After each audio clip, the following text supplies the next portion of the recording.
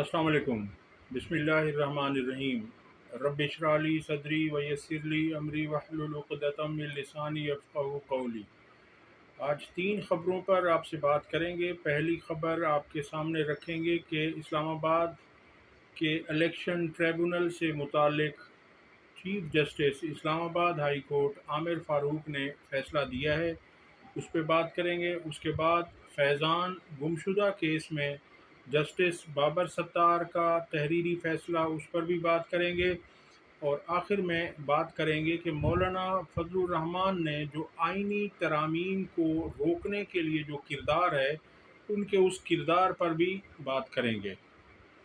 तो सबसे पहले आपके सामने रखते हैं इलेक्शन ट्रिब्यूनल का मामला। इससे पहले आपसे दरख्वास्त है कि हमारे चैनल को सब्सक्राइब करें और वीडियोस को लाइक और कमेंट कर दिया करें।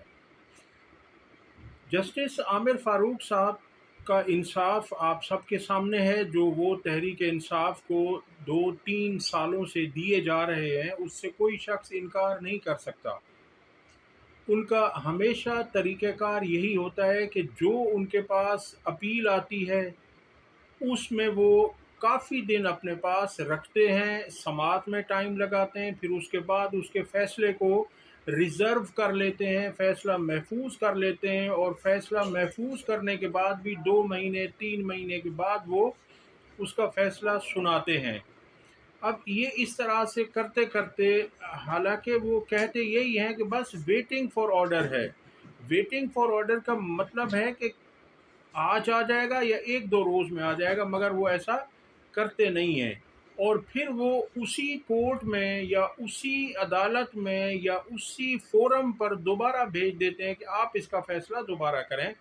अब यहाँ भी उन्होंने यही किया है। पहले मैं आपके सामने रखूं कि जस्टिस तारिक महमूद जहांगीरी को इलेक्शन ट्रिब्यूनल का जज लगाया गया था, और इस्लामाबाद के 3 हलके, जहाँ से शुएब शाहीन, आमिर मुग़ल और तीसरे इसी तरह से तहरीक इंसाफ के एक उम्मीदवार थे, वो उनका नाम अभी मैं, हाँ, अली बुखारी, इन तीनों ने इलेक्शन जीता NA 46, 47 और 48 से। इसके लिए जस्टिस तारिक महमूद जहांगीरी ने नून लीग को यहाँ से फॉर्म 47 के तहत जितवाया गया। जस्टिस तारिक महमूद जहांगीरी साहब ने उन्हें कहा कि आप अपने फॉर्म 47 जमा करवाएं दोनों उम्मीदवारों से, यानी तहरीक इंसाफ के तीनों से और नून लीग के तीनों उम्मीदवारों से। अब तहरीक इंसाफ के पास तो थे, उन्होंने फ़ौरन से पहले जमा करा दिए, मगर नून लीग के पास ना पहले थे, ना उन्होंने जमा करवाने थे, ना उन्होंने जमा करवाए। बल्कि इसी फैसले की पादाश में उनके खिलाफ जाली डिग्री का बोगस मामला भी उठाया गया, वो भी आप सबके सामने है। उसके बाद ये हुआ कि जब उन्होंने ये मांगे, तो ये लोग नून लीग वाले फ़ौरन इलेक्शन कमीशन के पास चले गए, और इलेक्शन कमीशन ने 2 दिनों के अंदर अंदर ये फ़ैसला किया कि जस्टिस तारिक महमूद जहांगीरी इनकी समाअत ना करें, बल्कि उन्होंने अब्दुल शकूर पराचा को, जो कि रिटायर्ड जज थे और उनके मुतालिक मुबैना तौर पर कहा जाता है कि वो काफ़ी करप्शन के उनके मामला ज़ेर गौर थे, उन्हें उन्होंने तैनात कर दिया इलेक्शन ट्रिब्यूनल। अब उस फैसले के ख़िलाफ़ फिर तहरीक इंसाफ इस्लामाबाद हाई कोर्ट गई, और जस्टिस आमिर फ़ारूक साहब ने उस फैसले को महफूज किया और अब जाकर सुनाया, और किस तरह से सुनाया ये मैं आपको बताता हूँ। अब जस्टिस तारिक महमूद जहांगीरी की तब्दीली से मुतालिक इलेक्शन कमीशन का हुक्म कलअदम करार दे दिया।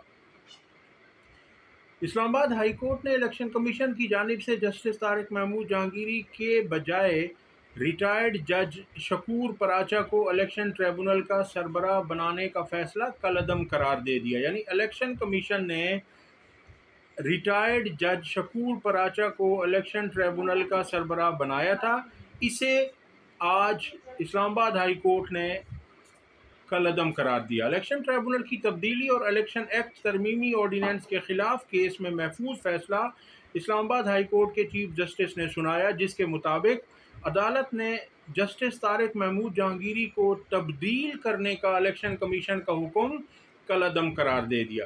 یعنی اب جج تو جسٹس طارق محمود جہانگیری رہیں گے، مگر الیکشن کمیشن کے پاس ہی چیف جسٹس عامر فاروق نے معاملہ دوبارہ بھیج دیا کہ آپ اس پہ دوبارہ فیصلہ کریں۔ اب اس میں پہلے ہی 2 مہینے سے زیادہ عرصہ یہاں پر اس کیس کو رکھا گیا، اس فیصلے کو محفوظ کیا گیا، اب دوبارہ الیکشن کمیشن کے پاس اسے بھیجا گیا، اب وہ اس میں مزید 2 4 6 مہینے لگائے گا، جبکہ الیکشن ایکٹ کہتا ہے کہ 6 مہینے کے اندر اندر 180 دن کے اندر اندر آپ کو ان کا فیصلہ کرنا ہے، اور یہ اس طرح سے اب اسے لنگر آن کیا جائے گا۔ تو یعنی کہ خود فیصلہ بظاہر تو تحریک انصاف کے حق میں آیا، لیکن اس حق کے آنے کے فیصلے کا کوئی فائدہ نہیں ہے، یہ پھر اس میں رگڑا لگایا جائے گا، ٹائم ضائع کیا جائے گا، نون لیگ کو مزید وقت دیا جائے گا۔ تو جناب اب اس میں انہوں نے یہ کیا ہے کہ مختصر فیصلہ جو دائر کیا گیا ہے اس میں یہ ہے کہ قومی اسمبلی کی 3 سیٹیں تھیں، میں آپ کو بتا چکا ہوں کون کون سے تھے، اس میں بھی میں آپ کو بتا چکا ہوں، اور اس میں اب یہ ہوگا کہ واضح رہے کہ الیکشن کمیشن نے ریٹائرڈ جج عبدالشکور پراچا کو الیکشن ٹریبونل کا سربراہ تعینات کیا تھا، تاہم پی ٹی آئی کے امیدواروں کی درخواست کے بعد فیصلہ محفوظ کر لیا گیا تھا۔ اب یہ ساری گیم حکومت نے اور الیکشن کمیشن نے مل کر تیار کی کہ ریٹائرڈ جج، حکومت جو آرڈیننس لے کر آئی تھی صدارتی آرڈیننس، اس میں تھا کہ الیکشن ٹریبونل کا جج ریٹائرڈ ججز کو بھی لگایا جا سکتا ہے۔ وہ پچھلی ویڈیو میں تفصیل سے آپ کو بتا چکا ہوں کہ ریٹائرڈ ججوں کو یہ کس طرح سے انہیں مینیج کرتے ہیں، انہیں کس طرح سے راضی کر لیا جاتا ہے۔ تو اس طرح سے پی ٹی آئی نے کہا تھا کہ ریٹائرڈ ججز نہیں ہونے چاہیے، اور خود حکومت نے بھی پہلے یہی کہا تھا، اب ان کو خود اپنی ضرورت پڑی تو انہوں نے ریٹائرڈ ججز کو لگا دیا ہے۔ اور اب اس میں جو ہے دیکھیں آپ کہ الیکشن کمیشن جو ہے وہ پہلے تو کتنی پھرتیاں دکھاتا تھا، جب تحریک انصاف کے خلاف فیصلہ ہو تو وہ فوراً سے پہلے اس فیصلے پر عمل درآمد کرتا ہے۔ اب دیکھتے ہیں کہ اس میں وہ کتنا ٹائم لگاتے ہیں۔ دوسری خبر آپ کے سامنے رکھتے ہیں کہ جسٹس بابر ستار نے ایک اور شاندار فیصلہ کیا ہے۔ ان کا کہنا ہے کہ ایجنسیوں کا شہریوں کو اغوا کرنے کا تاثر قومی سلامتی کے لیے خطرہ ہے۔ وہ فیضان عثمان کیس کی بازیابی کی درخواست پر سماعت کا تحریری حکم نامہ جاری کر دیا۔ فیضان عثمان کے متعلق آپ نے سن رکھا ہوگا کہ انہیں کافی دن اغوا کیا گیا، وہ ڈاکٹر عثمان کے بیٹے ہیں، اور سوشل میڈیا پر کافی اس کے متعلق واویلا کیا گیا، اور اب وہ بازیاب ہو چکے ہیں۔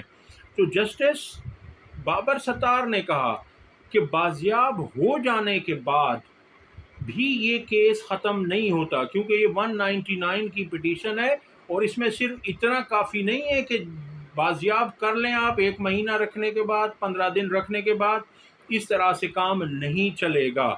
ان کا کہنا تھا کہ انٹیلیجنس اور انویسٹیگیشن ایجنسیوں I B, F I A, I S I, M I کے ڈائریکٹر جنرلز اور ایئر اور نیول انٹیلیجنس کے ڈائریکٹر جنرل اور سی ٹی ڈی پنجاب کو کیس میں فریق بنانے کی ہدایت کر دی۔ جسٹس بابر ستار نے ریمارکس دیے کہ چیف الیکشن کمشنر کو بھی پارٹی بنایا جائے اور وہ بھی اپنا بیان حلفی جمع کرائیں کہ ان کے دائرۂ اختیار سے مسلسل جبری گمشدگیاں کیوں ہو رہی ہیں۔ نہایت اہم ریمارکس ہیں۔ ان کا کہنا تھا کہ فیصلے میں کہ درخواست گزار کا ترمیم شدہ میمو جمع کرائیں اور نئے قوانین کو اور نئے فریقین کو نوٹس جاری کیے جائیں۔ عدالت نے پوچھا کہ انٹیلیجنس اور انویسٹیگیشن ایجنسیاں رپورٹ دیں کہ کیا ان کو معلومات ہیں کہ کس طرح سے فیضان عثمان کو جبری لاپتہ کیا گیا۔ اپنی انٹیلیجنس معلومات پر بتائیں کہ کیا وہ اغوا کاروں اور استعمال ہونے والی گاڑیوں کی شناخت کر سکتے ہیں۔ انٹیلیجنس معلومات کی بنیاد پر بتائیں کہ فیضان کو اغوا کے دوران کہاں رکھا گیا اور ان کے ٹھکانے کی شناخت کر سکتے ہیں۔ عدالت نے مزید کہا کہ انٹیلیجنس اور انویسٹیگیشن ایجنسیاں خود یا متعلقہ وزارتوں کے ذریعے رپورٹ جمع کرائیں۔ آئی جی اسلام آباد بھی P T A, I be اور سی ٹی ڈی سے معلومات لے کر मुजरिमों की शनाख्त की रिपोर्ट जमा कराएं। इस्लामाबाद हाई कोर्ट ने हिदायत की कि रियासत की इंटेलिजेंस एजेंसियां कौमी सलामती की नागुज़ीर जिम्मेदारियां अदा कर रही हैं।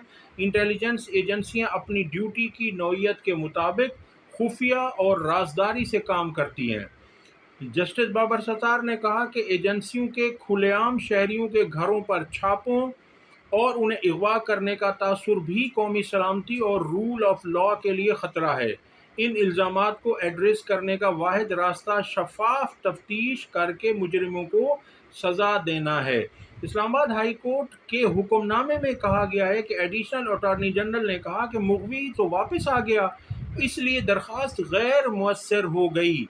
ये दरख्वास्त सिर्फ बाजियाबी की ही नहीं बल्कि आइन के आर्टिकल 199 के तहत भी दायर की गई थी। ऐसा कहना था जस्टिस बाबर सत्तार का। उन्होंने कहा कि बाजियाबी से कोई फ़र्क नहीं पड़ता, ये केस ख़त्म नहीं होगा बाजियाब होने से। हम पूरी इसकी तह तक पहुँचेंगे कि ये कहाँ था, इसे किसने अगवा किया, और ये तमाम चीज़ें हमें मिलनी चाहिए। उनका कहना था कि अदालत के पास हुकूमत समेत किसी अथॉरिटी या शख्स को आइनी हुकूक के तहफ़्फ़ुज़ के लिए डायरेक्शन देने का इख्तियार है। हुक्मनामे के मुताबिक दरख्वास्त गुजार ने भी अगवाकारों की शनाख्त, तफ्तीश और कार्रवाई की इस्तदा कर रखी है। IG ने जबरी गुमशुदगी की तफ्तीश और अगवाकारों की शनाख्त की बजाय अदालत को पुराने इक़दामात दोहरा कर घुमाने की कोशिश की। IG ने कहा कि तमाम एजेंसियों से ज़बानी पूछा, लेकिन सब ने इस संगीन जुर्म से इनकार किया। तहरीरी हुक्मनामे में मज़ीद कहा गया है कि बादियुन नज़र में पुलिस तफ्तीश में खामियां हैं, क्योंकि पुलिस नाअहल है या खुद शरीक है। दरख्वास्त गुजार के मुताबिक अगवाकारों ने ISI के अहलकार होने का दावा किया। ज़रूरी है कि तमाम मुतल्लिका इंटेलिजेंस और इन्वेस्टिगेशन एजेंसियों को फरीक बनाकर रिपोर्ट तलब की जाए। इस्लामाबाद हाई कोर्ट में केस की आइंदा समाअत 17 अक्टूबर को कर दी गई है। इस तरह से होना चाहिए कि केस की पूरी तह तक पहुंचना चाहिए कि कौन लोग अगवा कर रहे हैं, क्यों अगवा कर रहे हैं, इसके पीछे क्या मुहर्रिकात हैं, क्या वजूहात हैं, क्या रीज़न्स हैं, और फिर इन्हें छोड़ा क्यों जाता है, किन शराइत के बाद, किन शराइत को मनवाने के बाद इन्हें छोड़ा जाता है। तो लगता है कि जस्टिस बाबर सत्तार इस मामले को वंस फॉर ऑल ख़त्म करना चाहते हैं। अगली खबर आपके सामने रखते हैं कि मौलाना साहब ने कहा जा रहा है कि बड़ा तुर्क का पत्ता फेंका है और ये किया है, वो किया है। वो सब ठीक है। देखिए, मौलाना ने अपनी सियासत करनी है, तहरीक इंसाफ की अपनी सियासत है, और दोनों खैबर पख्तूनख्वा में एक दूसरे के हरीफ होते हैं। और उसके अलावा मेन जो मैं आपको बताऊं कि अली अमीन गंडापुर और मौलाना फजल रहमान का डेरा इस्माइल खान का हलका एक ही है, आबाई हलका है दोनों का। वहाँ से ये दोनों इलेक्शन लड़ते हैं और अली अमीन गंडापुर मौलाना से इलेक्शन जीतते रहे हैं और जीत जाते हैं। तो अब इसमें जाहिर सी बात है कि मौलाना ने अपने हाथ काट के तहरीक इंसाफ के हवाले नहीं करने। मौलाना हमेशा मफादात की सियासत करते आए हैं, और मौलाना को जहाँ से डील मिलती है मौलाना फ़ौरन से पहले उसे कबूल करते हैं। मौलाना ऐसे तजर्बाकार सियासतदान हैं कि वो मौके को हाथ से जाने नहीं देते। अब यहाँ पर मेरा कहना ये है कि तहरीक इंसाफ को चाहिए कि वो मौलाना पर इतना ज़्यादा एतमाद भी ना करें। ज़राए का कहना है कि मौलाना को इस्टेब्लिशमेंट ने कहा है कि हम काजी साहब से जान छुड़ाना चाहते हैं, और आप इस तरह करें कि तहरीक इंसाफ को मुबैना तौर पर इंगेज करें और इस आइनी तरमीम में कुछ थोड़ा सा उनके हक़ में आप करवा दें, उन्हें राज़ी कर लें कि सारे लोग मिलकर इन आइनी तरामीम के हक़ में वोट दे दें। अब सुनने में यही आ रहा है कि मौलाना इस्टेब्लिशमेंट की चाल चल रहे हैं, और कहीं पर भी वो तहरीक इंसाफ को धोखा देकर पतली गली से निकल जाएंगे, और वो चूँकि ये कार्रवाइयाँ करते हुए आ रहे हैं, मौलाना को जैसे ही कहीं से ग्रीन सिग्नल मिलेगा या मौलाना के जो मुतालबात हैं वो पूरे होंगे, तो मौलाना साहब पीछे मुड़कर देखेंगे भी नहीं कि उनके साथ तहरीक इंसाफ भी थी। اب تک انہوں نے جو کچھ کیا ہے اپنی سیاست کے لیے کیا ہے۔ تحریک انصاف سے نہ انہیں کوئی ہمدردی ہے، نہ ہی تحریک انصاف انہیں پلیٹ میں رکھ کر کوئی سیٹیں آفر کر سکتی ہے ان کے شیئر سے، ان کے حصے سے زیادہ۔ تو آپ کے سامنے ہے کہ انہوں نے خیبر پختونخوا سے 2 سینیٹرز مانگے تھے تحریک انصاف سے، مگر تحریک انصاف نے انہیں کہا تھا کہ ہم آپ کو 1 سینیٹر دے سکتے ہیں جو آپ کا شیئر بنتا ہے، اس سے زیادہ نہیں۔ اب انہیں ہر طرف سے جو آفرز کی جا رہی ہیں وہ دیکھیں گے، انہیں بہتر ڈیل جہاں سے بھی ملے گی وہ اس ڈیل کو فوراً قبول کریں گے اور بغیر کسی کو بتائے وہ جا کر حکومت میں بیٹھ جائیں گے۔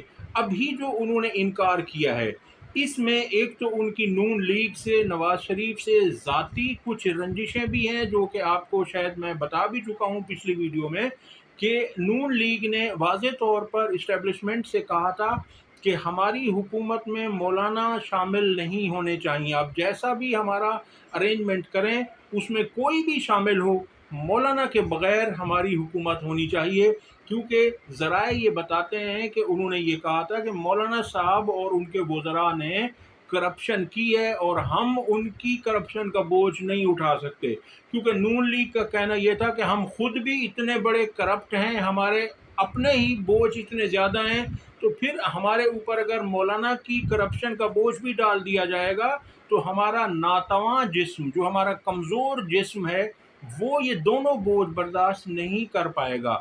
اس لیے مولانا کو یہ سب پتا تھا کہ نون لیگ انہیں اپنے ساتھ حکومت میں نہیں رکھنا چاہتی، اور آپ کو یاد ہوگا کہ مولانا کے پاس جب یہ ملنے گئے تھے تو مولانا نے انہیں کہا بھی تھا کہ اب آپ کے پاس بچا کیا ہے جو آپ مجھ سے ملنے آئے ہیں، کیونکہ مولانا کا اصول یہ ہے کہ آپ ہمارے گھر آئیں گے تو کیا لائیں گے، اور ہم آپ سے ملنے آئیں گے آپ کے گھر تو آپ ہمیں کیا دیں گے۔ اس اصول کے تحت ان کی سیاست چل رہی ہے۔ تو اس میں بہرحال تحریک انصاف کو دھیان رکھنا پڑے گا۔